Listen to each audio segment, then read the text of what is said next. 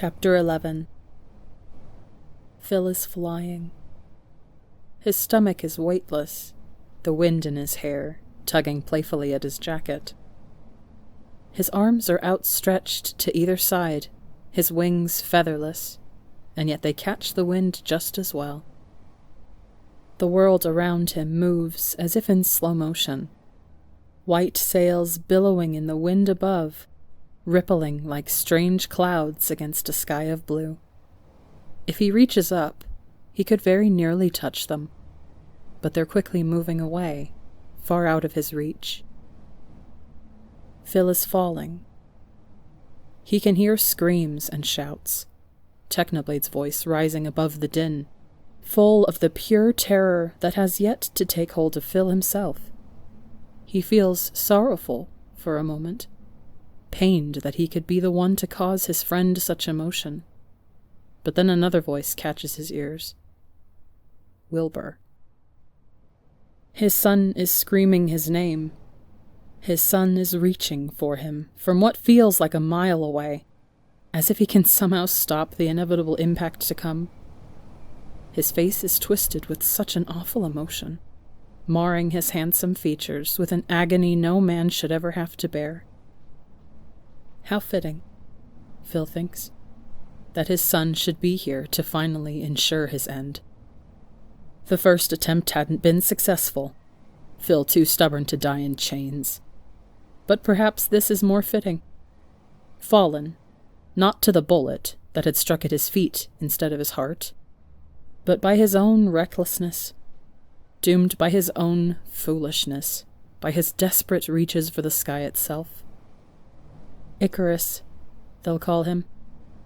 A man who flew too close to the sun. He smiles. The water gets closer. Wilbur reaches. His fingers close around empty air. He doesn't feel the impact. Not at first. He hears the sound, loud and awful, and feels the cold rush of water around him, but not the pain. Instead, only an odd numbness surrounds him, like a blanket swaddling him from the agony. The water tugs at his hair as he sinks, even the breath in his lungs paralyzed by the force of his fall. He finds himself staring up at the sunlight as it sparkles off of the surface, and revels in its beauty. He's oddly tired. He's no stranger to drowning. Every pirate worth his salt has had his fair share of scares, but this feels different somehow. This feels final. He wishes he could apologize to Technoblade for leaving him. After all, the man had promised to stay by Phil's side, and now Phil is becoming a hypocrite. Maybe it won't be so bad, though. He gets the feeling Technoblade won't be long to follow. Be it a sword or the gallows, his crew seems fated to join him one way or another. He just wishes he wasn't the first. His eyes are getting heavy. His lungs no longer burn, long since filled with water after the first reflexive breath. It still doesn't hurt, and he's grateful for that small mercy. He doesn't fear death, but he'll take whatever comfort he can get as he drifts into her arms. He's tired. So tired. He's ready to rest, rocked to sleep by the gentle ebb and flow of the tide as it pulls him lower and lower, further and further from that beautiful sunlight. No more bubbles trail up from his lips, the water dark and still and oddly peaceful. A pleasant heaviness has begun to creep over him, starting in his limbs and spreading until it pulls on his chest and on his eyes, urging him to close them for just a minute. And so he does. It's quiet, dark, cold. He can't think straight anymore, but the emotions remain, a bitter regret on his tongue that he can't quite reason with. He's missing something. Someone, perhaps. Everything's slow, muddled. He can't bring himself to care anymore. He just wants to sleep. and then a hand grabs his wrist. He opens his eyes, and amidst the dark waters he sees a swirl of brown curls and wide, fearful eyes. Strong arms curl around him, and then they're moving up, up, up. When his head finally breaches the surface, he can't even bring himself to draw breath. It's too much work. His head lolls against his savior's shoulder, his eyes fluttering weakly. Every movement takes more than he has to offer. It would be so easy to just rest. A hand strikes between his shoulders, hard. He reflexively gasps, then coughs as the water in his chest bubbles, finally spilling free as he heaves, allowing him to draw in a shaky, merciful breath. And gods, does that breath hurt? The world spins around him, darkness tugging at the corners of his vision, and he's unable to so much as twitch his limbs to help lighten the burden. It hurts too much to breathe, and it would just be so much easier if he didn't, if he just rested instead. But there's a muffled, insistent voice in his ears, half garbled by seawater as waves wash around them. Phil, come on. Stay awake. Keep your eyes open. Phil. Dad, please. And so he obeys, drawing in another shaky, ragged breath, and trains his eyes dazedly on the horizon, unable to lift his head to look upon his son's face. He hears a shout, followed by a splash. Dad, hold on to me. Don't let go. Hang on tight. We're going to get you up there. You're going to be fine. It's okay. Just hang on.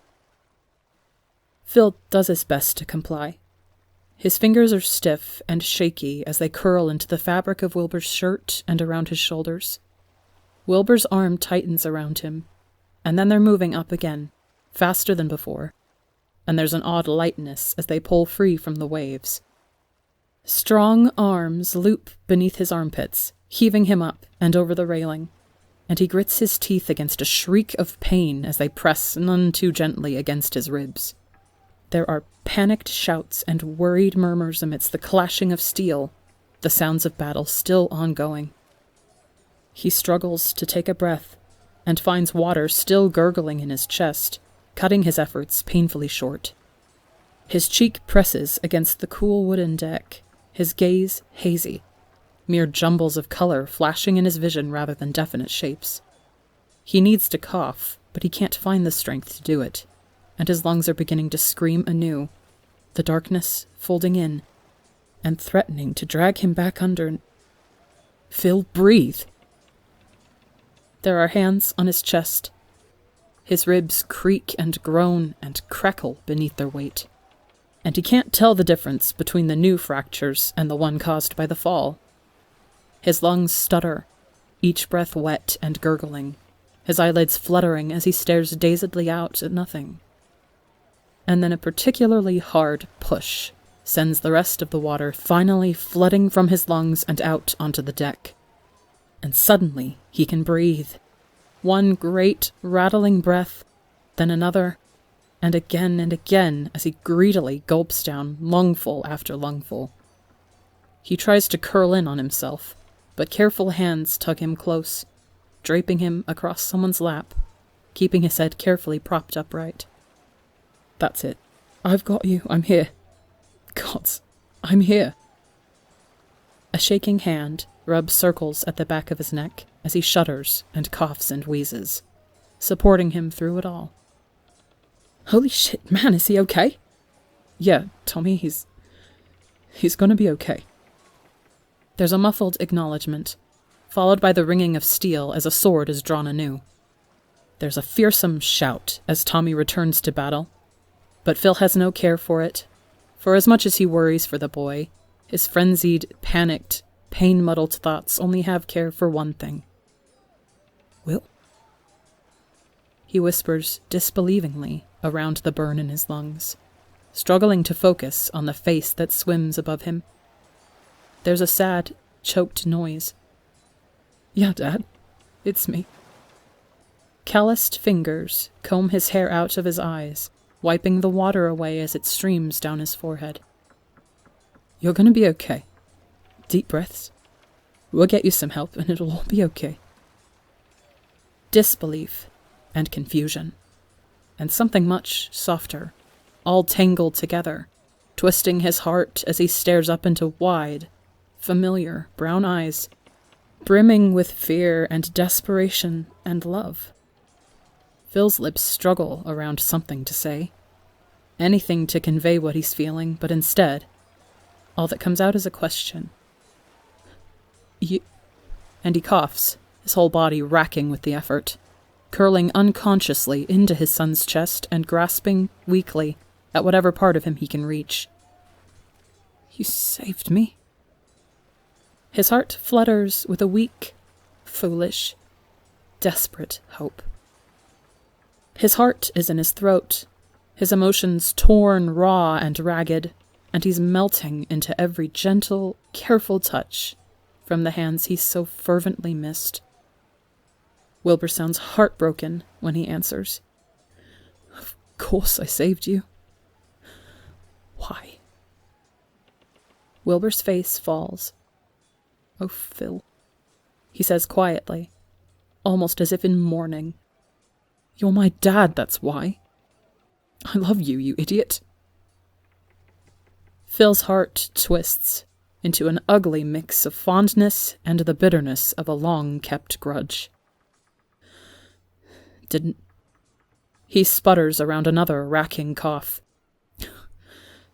Didn't seem to make much of a difference last time.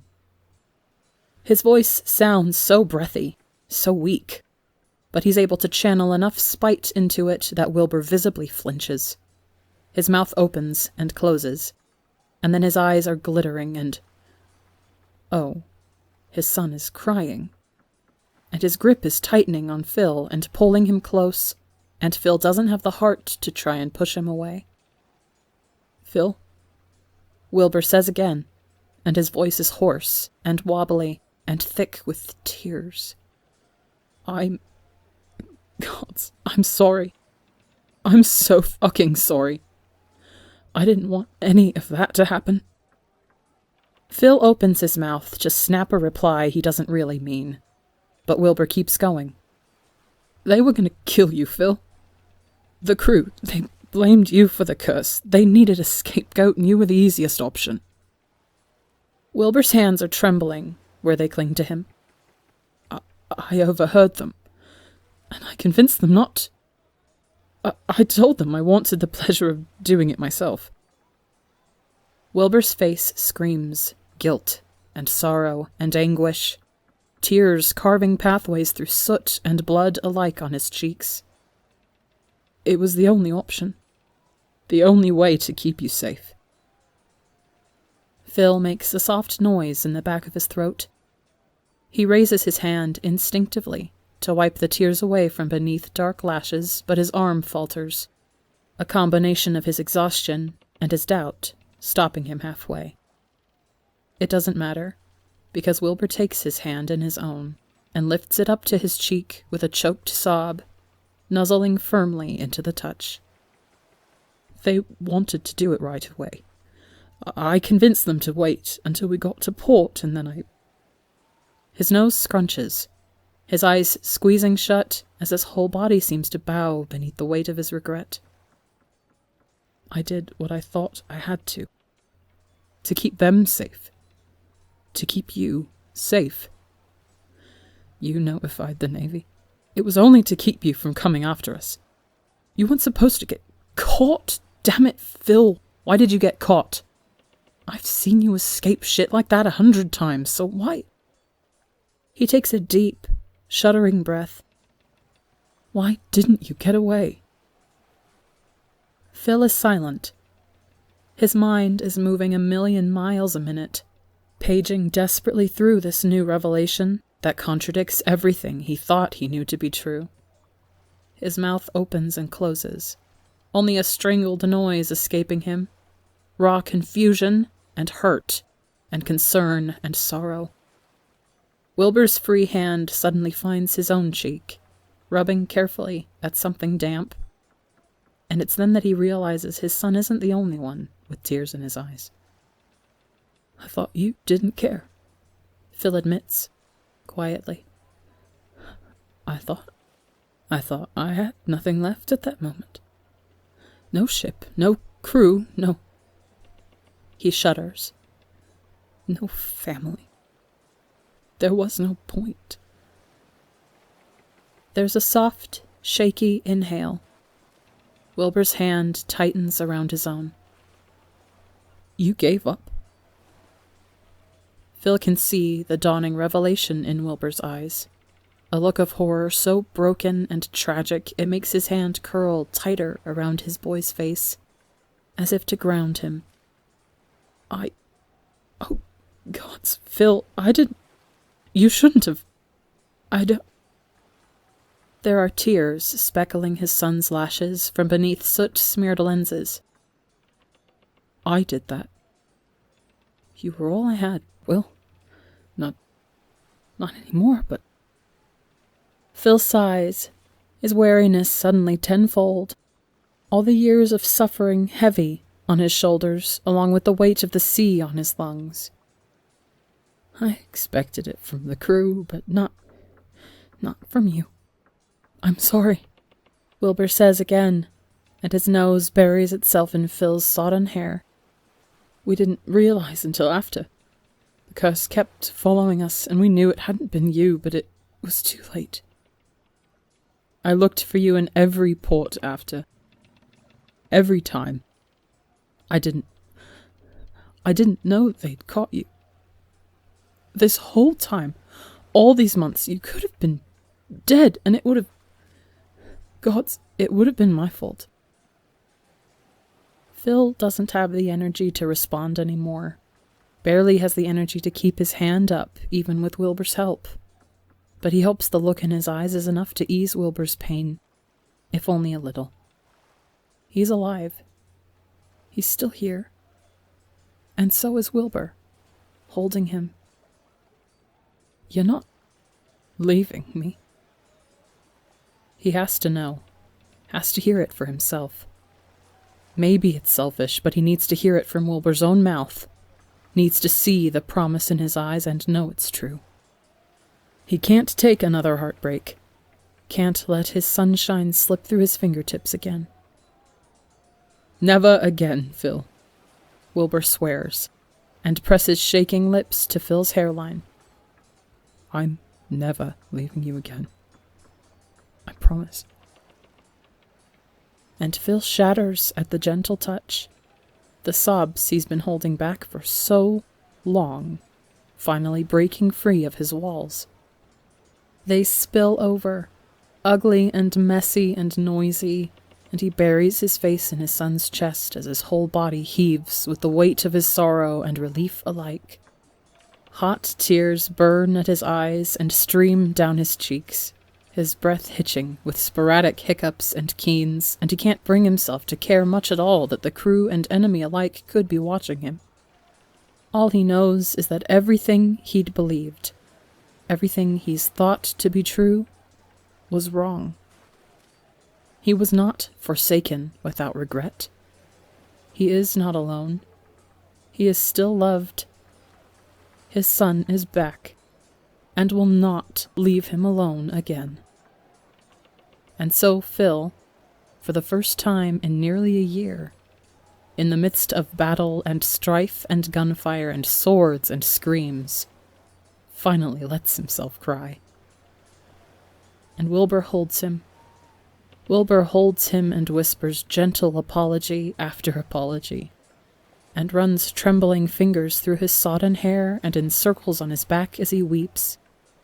It's easy to forget the bloodshed, the chaos, the danger, when he's being held so safely in his family's arms. And so he does. For a brief moment, it's just the two of them. And that's enough. And then there are hands on him, rough and unfamiliar. They grab and pull, yanking his arms behind his back as he twists in their grip.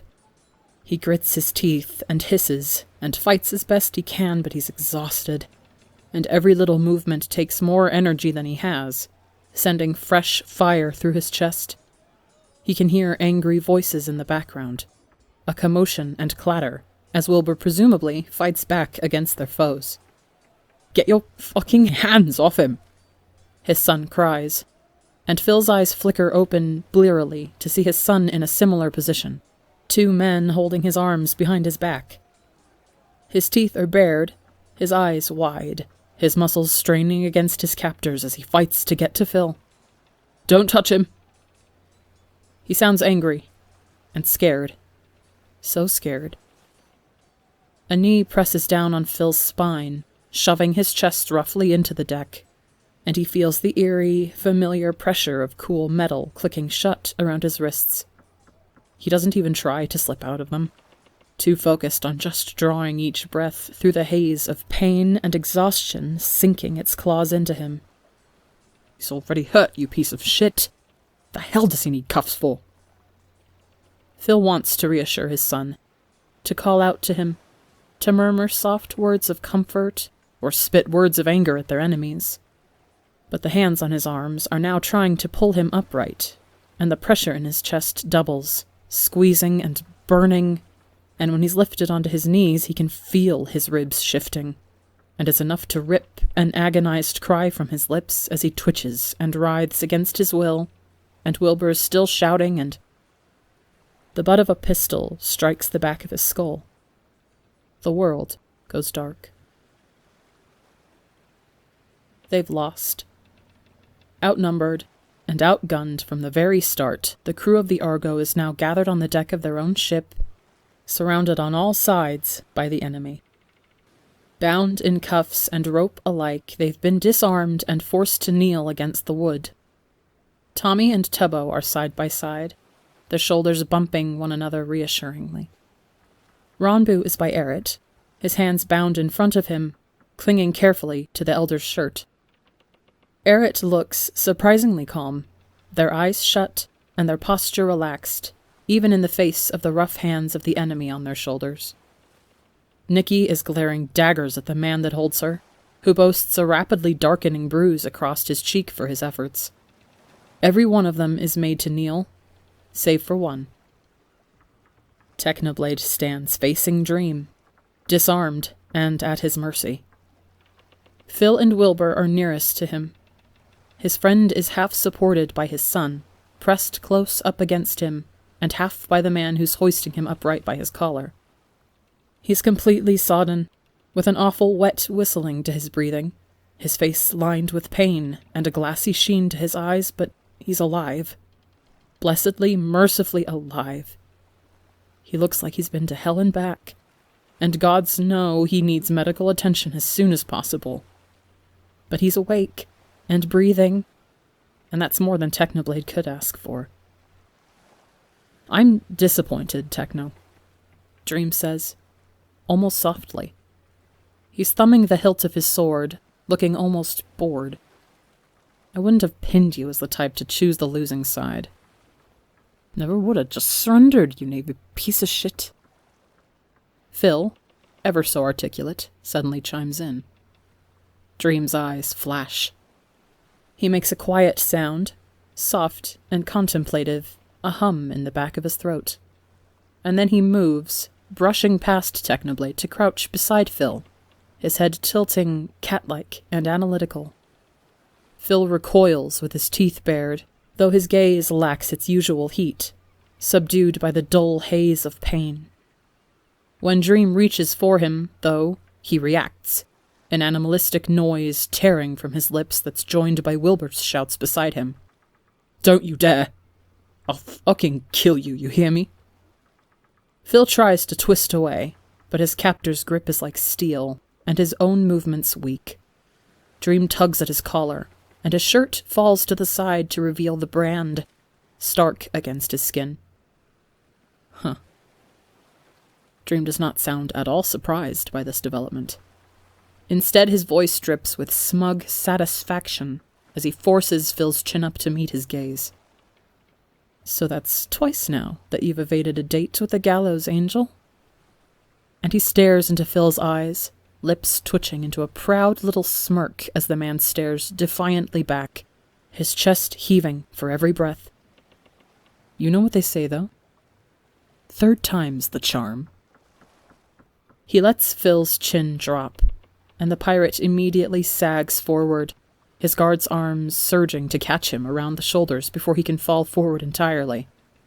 He shakes them off with a groggy hiss, and Wilbur moves to support him again, bumping their shoulders as Phil's head droops to rest against his own.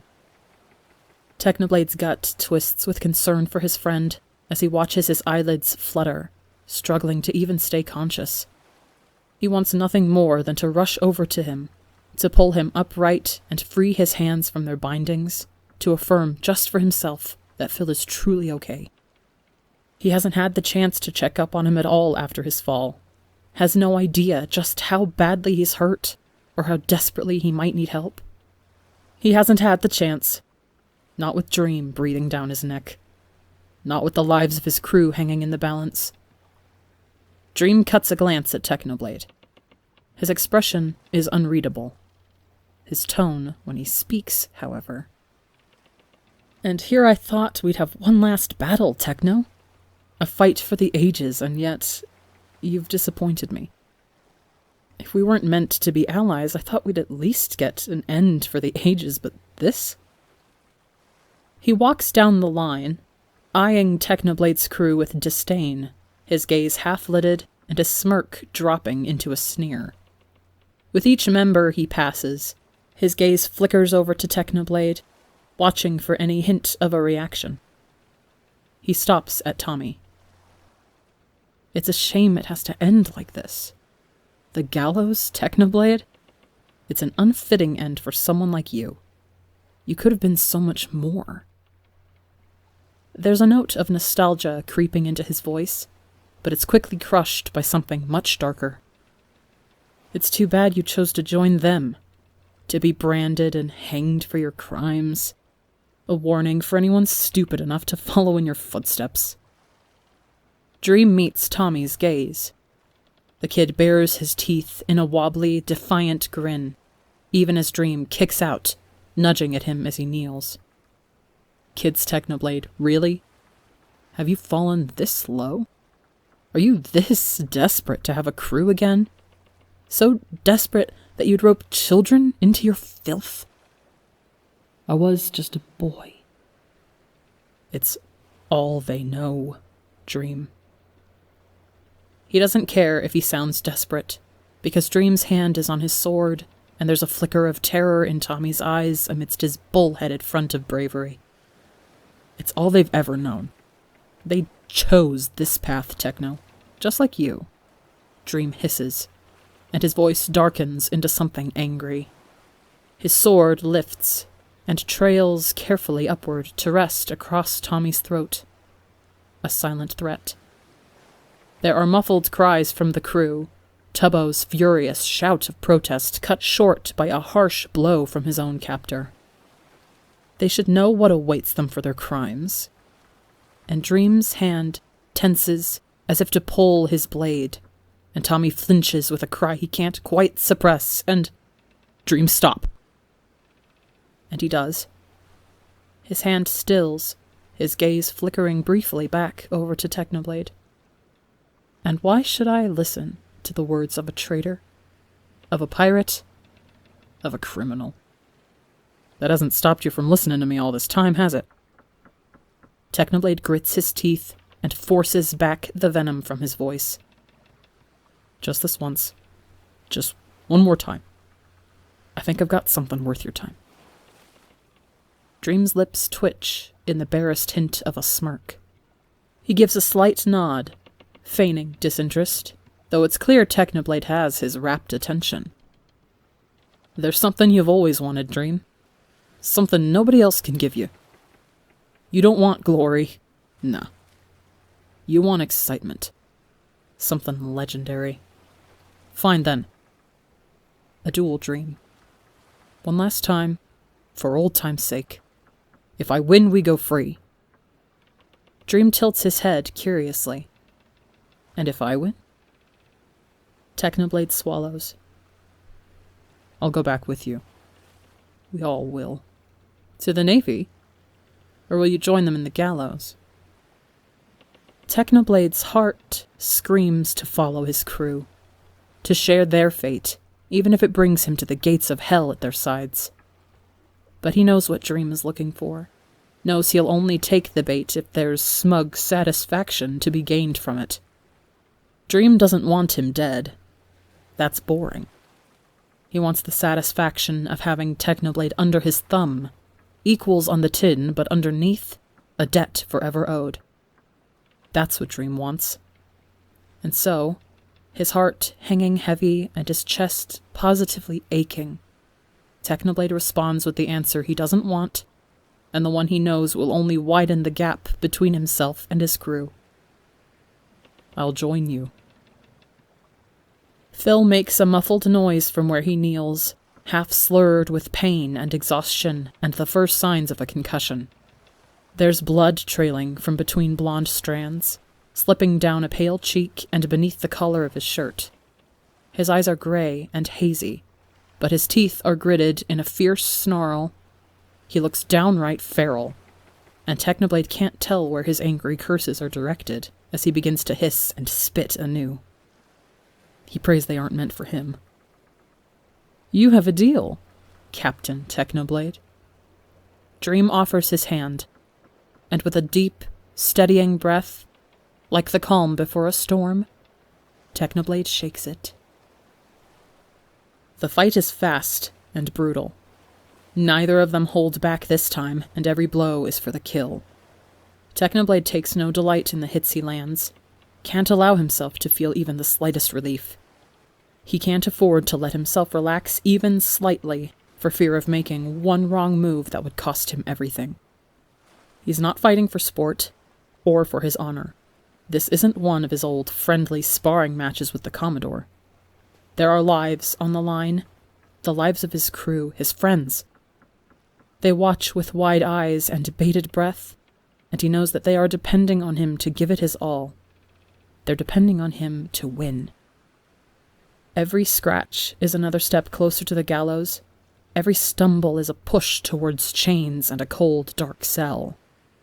Every misstep lowers the noose just a little closer to Phil's neck.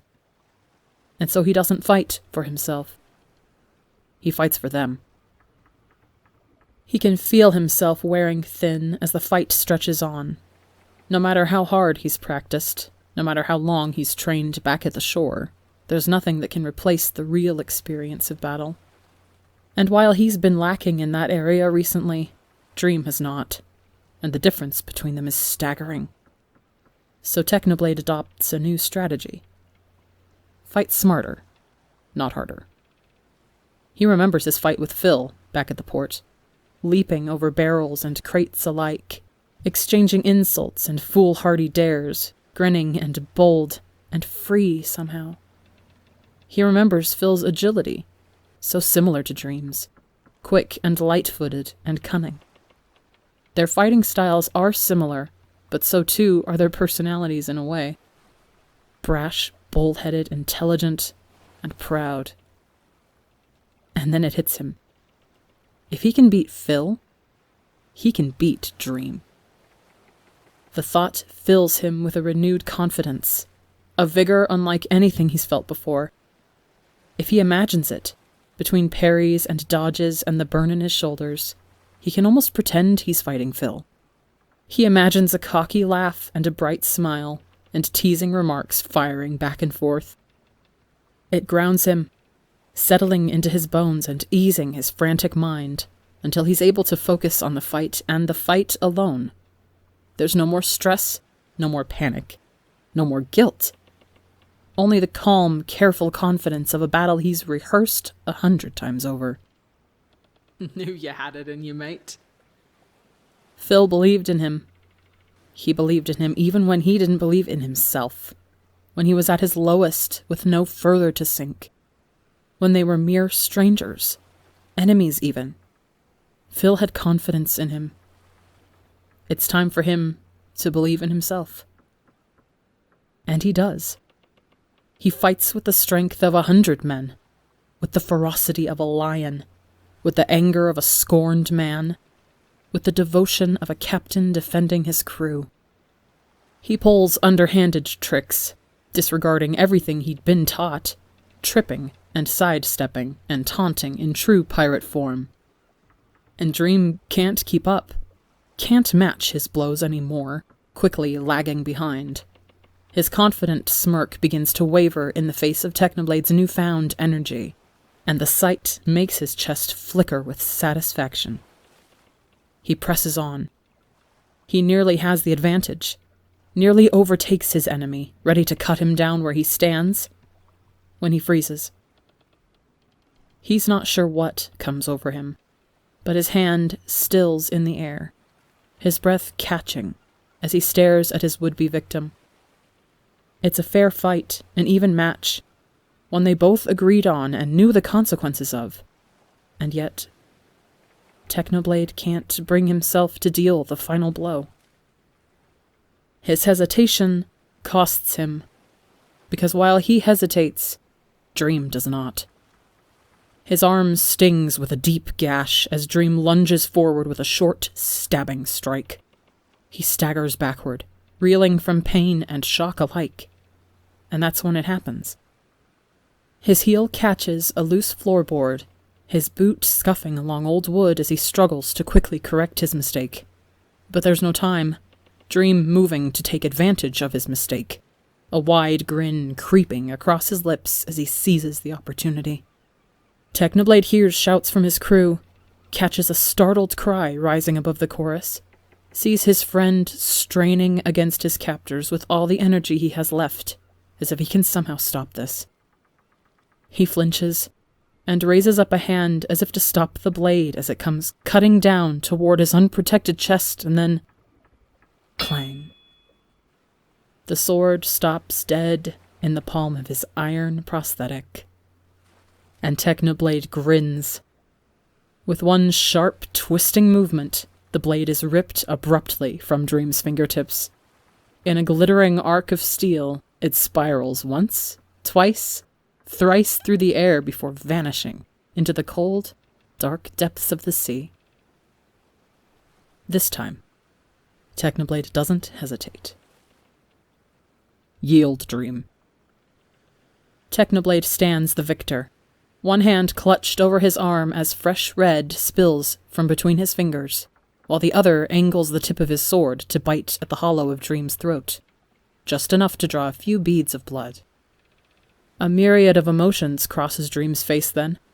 Fury, humiliation, frustration, even a bit of shock. There's a stunned silence. Nobody dares to speak, scarcely even breathe. Fate itself seems to hang precariously, as if only the slightest ghost of the wind could send the world crashing down. All eyes are on them, on him, and on the man at the tip of his sword. The world waits. And then, slowly, Dream's snarl eases into something softer, something akin to a smile. I yield. A deal's a deal, Technoblade. But next time we meet, I won't be so generous. Noted. Now get the hell off my ship.